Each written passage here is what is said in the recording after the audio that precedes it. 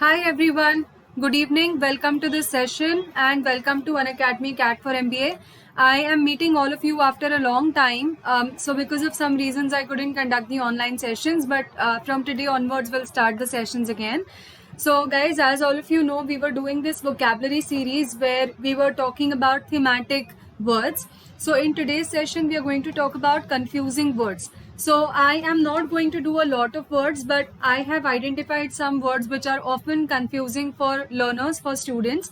And we are going to take a look at about 15 to 20 such words in this session. Okay, so let's go ahead. So guys, let me introduce myself. My name is Apurva Deshpande. I have completed my master's in English and I have been teaching English for over 7 years now. I have also qualified some exams conducted by the University of Cambridge. Today's agenda, as I said, is confusing words, and these words will help you gain more confidence, not just in your exams, but also when you sort of use them in your daily conversation. So you will have more clarity on how to use these words correctly. Okay, before moving on with our session, let me just quickly remind you to follow our YouTube channel at Unacademy CAT for MBA, and also join the Telegram group at CAT for MBA. And guys, if you want to ask me your doubts personally, then you can follow my Unacademy channel, that is Unacademy_Apurva Deshpande. Okay, so please join this Telegram channel so that if you have any doubts about particular questions in the VA section of your exams, you can also take screenshots of those questions, and you can ask me what your queries are. All right, so the most important thing that I want to tell all of you is to take up the Unacademy Plus subscription, guys. There are 2 months remaining now for your exams, okay? And taking up the Plus subscription at this point is absolutely crucial, because one reason is that it gives you this unlimited access to the Unacademy platform. So you will be able to attend, you will be able to view sessions from the top educators of the country. Okay, so all the content would be available to you. And second thing is that it basically gives you the mock test series, the access to the mock test series, which again is very well designed. Okay, so for these two reasons, I recommend all of you to join Unacademy Plus right now. And for that, we have selected the most cost-effective plans for all of you. So there is a 1-year plan which is offered to you at 15,750 rupees, and there's a 2-year plan which is offered to you at 18,900 rupees. You can select either of these plans, and plus if you use my code, which is Apurva, you will get a further 10% off. So please subscribe to Unacademy Plus right now, and please use my code to get a 10% off. All right, now with that being said, let's begin with today's session. So guys, these are the first 3 words that we are going to discuss. So the words are core, this is core, corpse, and core. Okay, let me tell you the meanings one by one. So the first one that we have, core. Okay, now this is a word that we often use. It basically means the central part of something. So it can also be used to describe when you say the core of a fruit. Okay, so for example, when you eat an apple, you often take out the core of the apple. So the central part that contains seeds, so you take out the core. So that is one meaning of core. You can also use it to talk about the central muscles of your body. So those of you who attend gym regularly, having a good core strength is really important. And also core can also mean a central element or a key element of something. Okay, so for example, I can say honesty is the core policy that we have. Okay, or being on time is the core policy that we follow in this company. So that is how you can use this word. The second one is corpse. Okay, so this I would say central or main is the meaning. The second word, guys, corpse, basically means a dead body. Okay, so for example, I can say that when the police found out about a particular flat being closed for a long time, when they opened the flat, they found a corpse inside. So they found a dead body inside. And the last one is pronounced as core. Okay, so S is silent, S and P are silent. It's pronounced as core, and it basically means a division in the army. Okay, so that's the difference in these 3 words. Now let's go to the next pair of words that we have. The first one is allude. The second one is elude. Okay. Now allude is basically to suggest something or to hint at something. Okay. So for example, I can also say that my brother has decided to, put his kid through homeschooling, or he has decided to teach his kid at home, alluding to the fact that he himself is a teacher. My brother is a teacher. So alluding to the fact as in suggesting, okay, hinting at the fact. And elude, guys, elude means to escape. Okay, so for example, last night in our society there was a minor sort of a theft, and the thief tried to elude, but fortunately the security guard caught hold of him. So he tried to elude, he tried to escape. Okay, so that's the difference. Now the third pair that we have is mitigate and militate. Okay, so mitigate is basically to make something less severe. So for example, one of my friends has a startup, and so he realized that his company was going through a lot of losses. So he has decided to cut on the operational cost to mitigate his losses, to make the losses less severe. Okay, and the second one is militate. So militate is basically to prevent something by being powerful, or prevent something by force. Okay, so to give you an example of militate, I can say that there were these two groups with completely different ideologies, and because of those ideologies, they militated against them coming together. So you often use militate with against. Okay, militate against something. So militated against these two groups coming together, prevented them from coming together. That is what it will mean, right? Now guys, the next three words that we have, they often confuse students because they are very similar to each other. So we have migrate, we have emigrate, and we have immigrate. Okay, now migrate, all three words basically have this meaning of moving from one place to another place. Okay, now the first one is migrate. You must have heard animals migrate or birds migrate when the season changes, right? So migrate is often used for animals or birds, and it's often seasonal. So when the season changes for food or for other reasons, birds or animals migrate from one place to another place. So basically they move, they travel from one place to another place. Now emigrate and immigrate have also the meaning of permanently shifting somewhere else. Now what is the difference?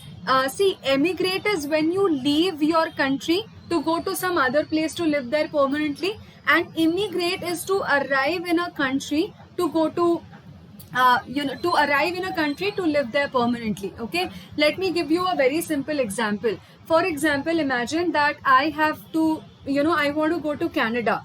Okay, so when I leave India, I'll say that I am emigrating to Canada. So that means I have, I am leaving India and going there. And if I say I have immigrated to Canada, that would mean I have come to Canada.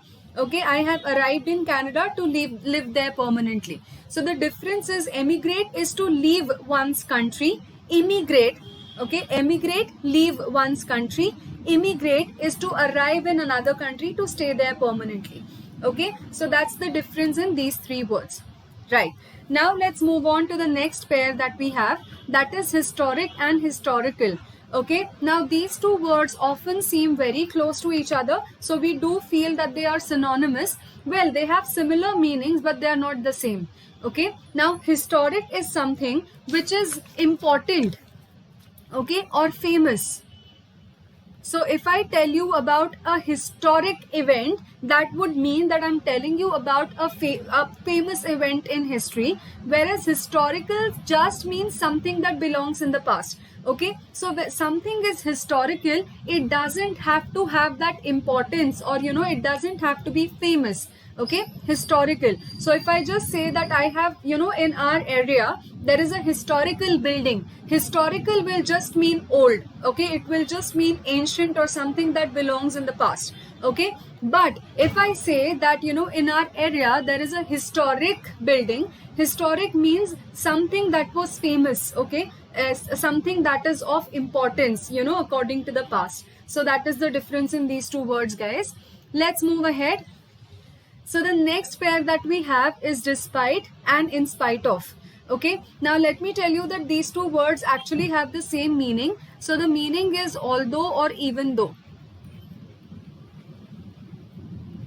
Okay, but the way we use it, there's a slight difference. So if you take a look at the meaning, you know, despite is slightly more formal in use than in spite of. In spite of is used more commonly, and both of them can be used with a noun or can be used with verb plus ing. Okay, I'll just give you an example. So I can say that he attended the exam despite being sick.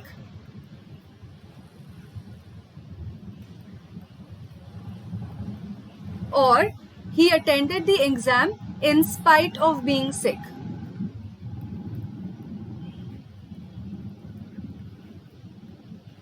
Alright, now in here, instead of this, I can also say despite his sickness or illness, and I can also say in spite of his sickness. So that can also be done. Okay, so remember they have the same meaning. With despite we do not use of, in spite of, that's the main difference. Okay, now these words, I'm sorry, there's a little, yeah, okay, now, so you know, you will often see words where there's this slight difference in the spelling. One has C, one has S. Okay, so the one with C is the noun, the one with S is the verb. That's the difference. Okay, it's the same with advice also. Advice, license is the same thing, guys. Okay, so for example, if we say that in today's session we are going to practice confusing words. So going to practice, I'm using practice as the verb there, so I will choose this spelling. And if I say this is a practice exercise, okay, or I am going to give you a lot of practice of something, I'm using it as a noun, so I'll use C. Okay, my doctor has given me a very important piece of advice. This, you know, a piece of advice, noun. My doctor has advised me to take rest. Advised would be verb, so I'll use this spelling. Okay, now the next two words that we have are hoard, hoard, pronounced in the same way, slight difference in the meaning. So not slight, actually a lot of difference in the meaning. So the first hoard is basically a group of people.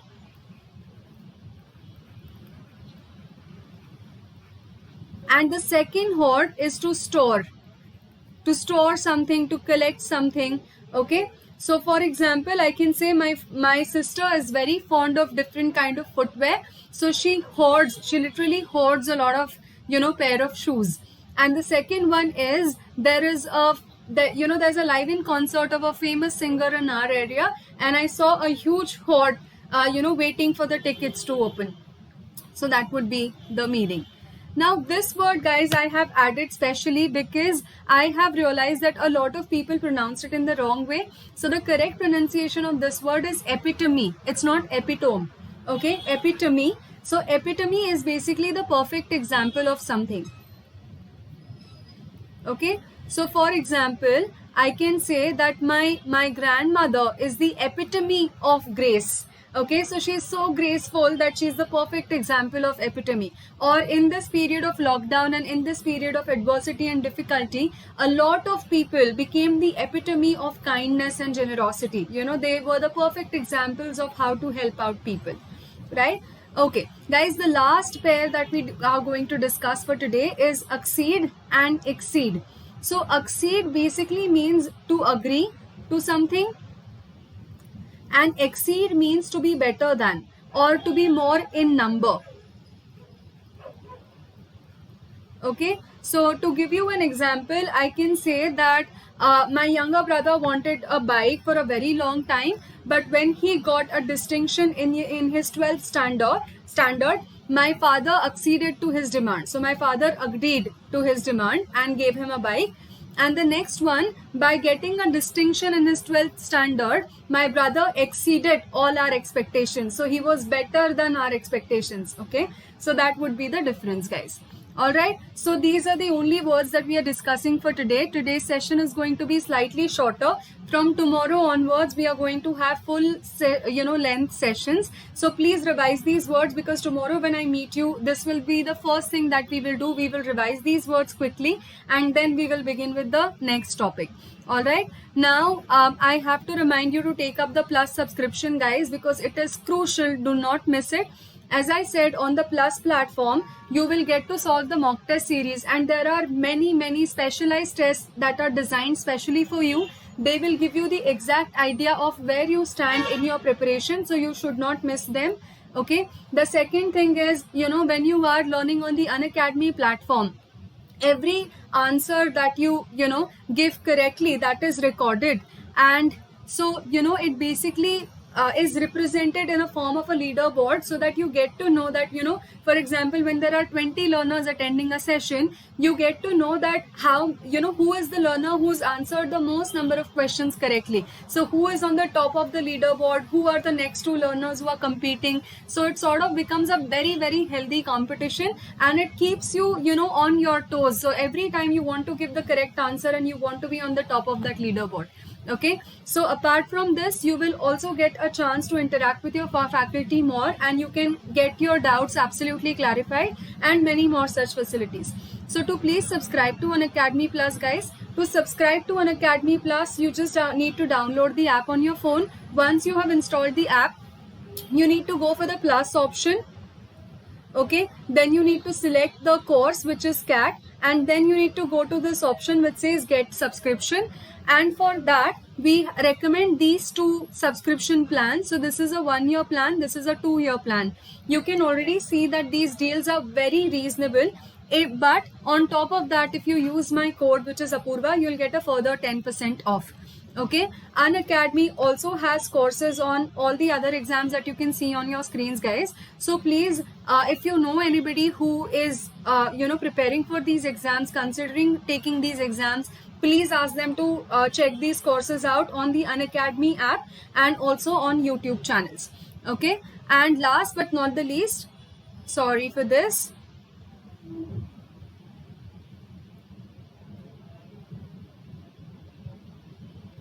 This is just sorry guys. So last but not the least, please subscribe to our YouTube channel at Unacademy CAT for MBA.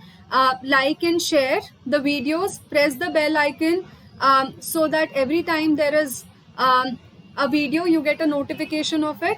And also join our Telegram group.